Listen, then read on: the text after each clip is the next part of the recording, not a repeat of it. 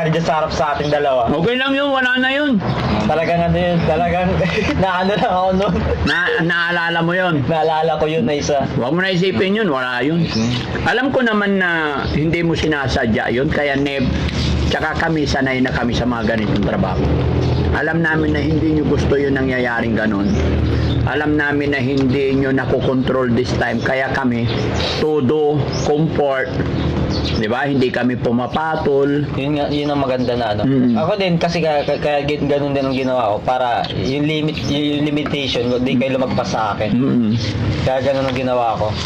Para paano din para sa inyo din yung ginawa ko na yun. Na nakikita ko sa inyo, nakokontrol niyo yung isang tao. Na nakokontrol niyo yung emotion, ganyan.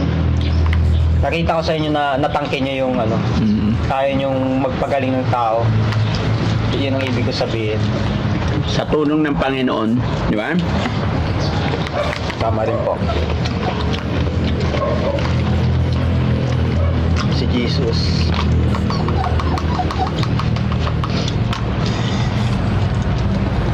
Mahina na yata kumain si tatay. Ano, lahat ng panlasa sa akin, parang wala siyang panlasa kahit anong sarap. Itong mga kinakain ko na to, napakasarap ng panlasa sa akin ito lahat. Maraming, ibig sabihin itong mga panahon na to na kumakain ako, yung lahat ng masarap na panlasa sa akin, puro matabang. Ewan ko kung bakit, sabi ko, Hanggang ngayon tayo, wala kang panlasa? Wala, kaya yung marami akong pagkain na hindi ko kinain na naalam mo Ilang taon ka na ba tayo ulit? 6-0 po. 60, bata ka pa tayo. Yung mga mangga nun, paborito ko, ang tatamis nun. Pagka kami na kinain ko ngayon, walang panlasa sa akin yung mga mangga eh. Malakas ka ba mag-yosi dati tayo? Hindi, nung araw, mga edad ko, mga 25 anyos, hinintuan ko na nun. Simula nun, ang tagal na. 25 anyos ako 60 na ako ngayon. Hindi na ako nagsigil. Ngayon tayo, anong iniinom mong alak? Eh, hindi po rin ako nag-iinom. Nung binata ako sumagad ng inom. Kailan ka nag-stop mag-inom? Nung magkaasawa ako. Lalo't ng mga anak Hindi ka na nag-inom. Very good tayo. Ng mga anak ko mga lalaki, ayaw ko na makita yung pag-iinom ko, paninigarilyo ko. Buti sa mga anak mo, walang nag-iinom, wala. Nasubukan na pero tinigil ko din. Hindi may iwasan siguro kasi Curious lang, hindi ko naman hawak ko yung ano nila. Sabi ko okay lang naman tikman kasi natural lang yun. Nagyoyosi, wala naman nagyoyosi. Very good. Ano lang din, na-curious lang din. Pero nung nahuli ako ni tatay, may nagsumbong. Stop mo na. Stop ko. Oo. Ano lang, bali, curiosity lang. Kaya ako sinubukan. Pero hindi naman ako taray ko. Curiosity lang. Yun lang, yung yosi na yun.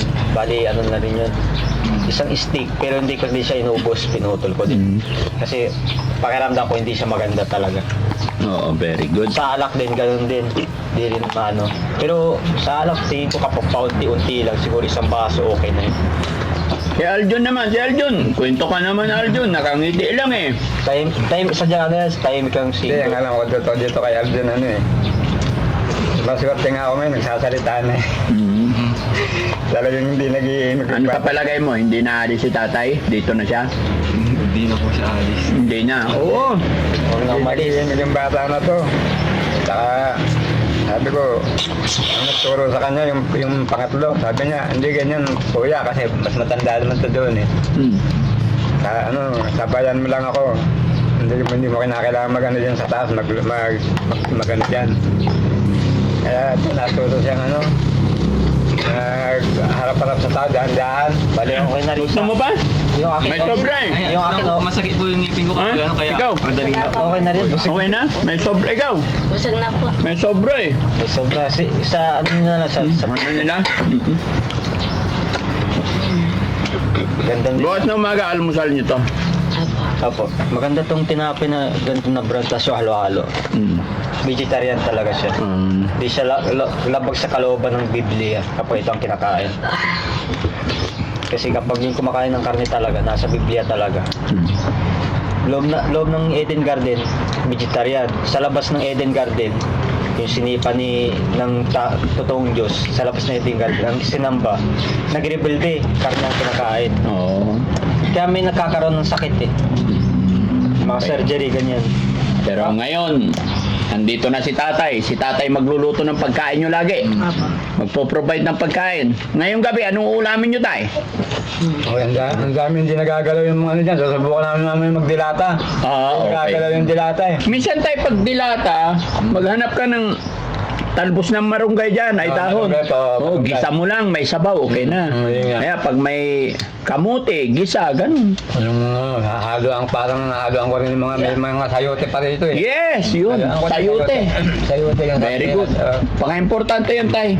No? Sayote, saka yung isa pa, yung tawag dito, munggo, may munggo rin. Oo. Tay,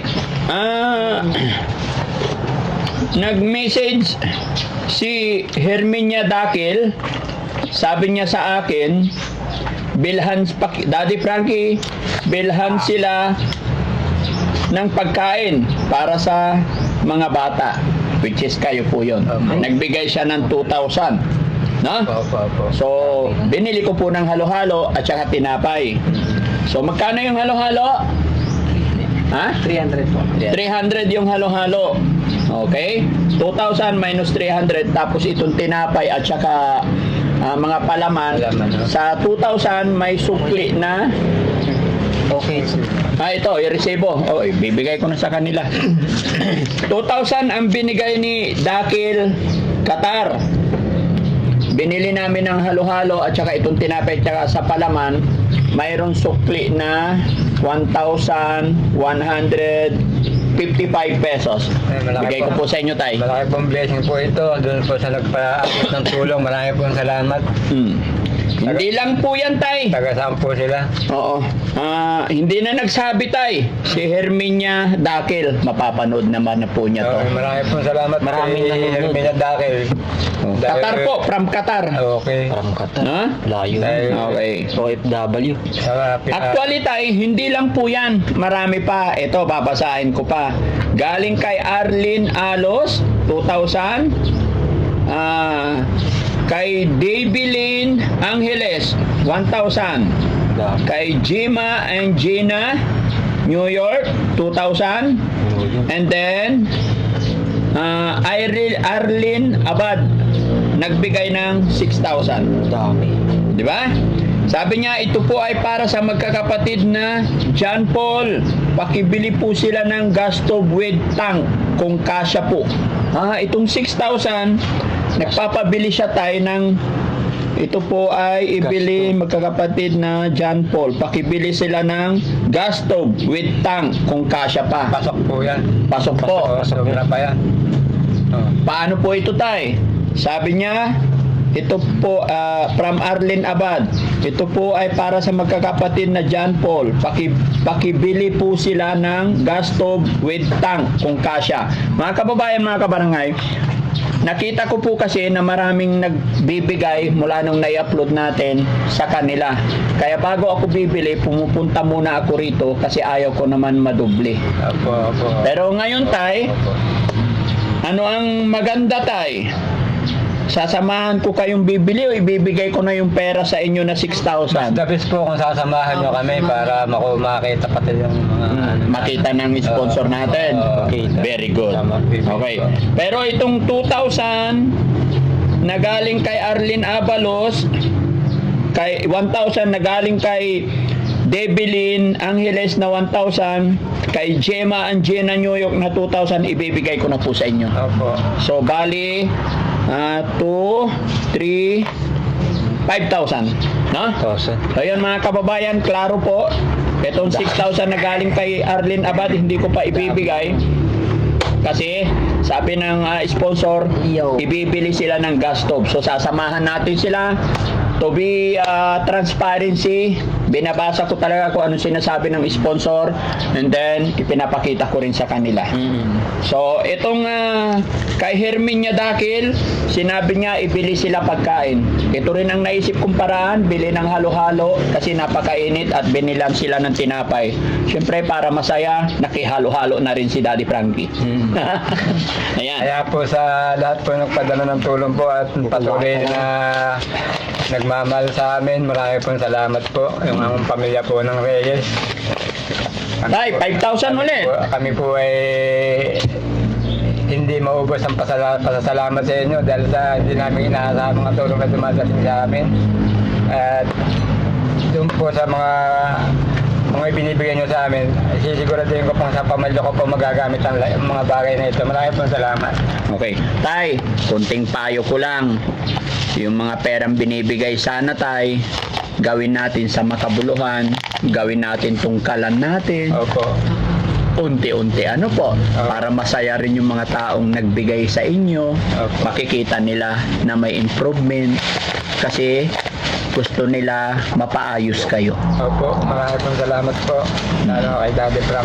Maraming pong salamat. Sana hindi mabigo itong mga taong nagmamahal sa inyo. Ano po tayo? Maraming pong Hindi salamat. mabibigo yan. Kasi Opo. nagbago na talaga si tatay. Talagang ano siya, masipag si tatay na nagtatrabaho para sa amin.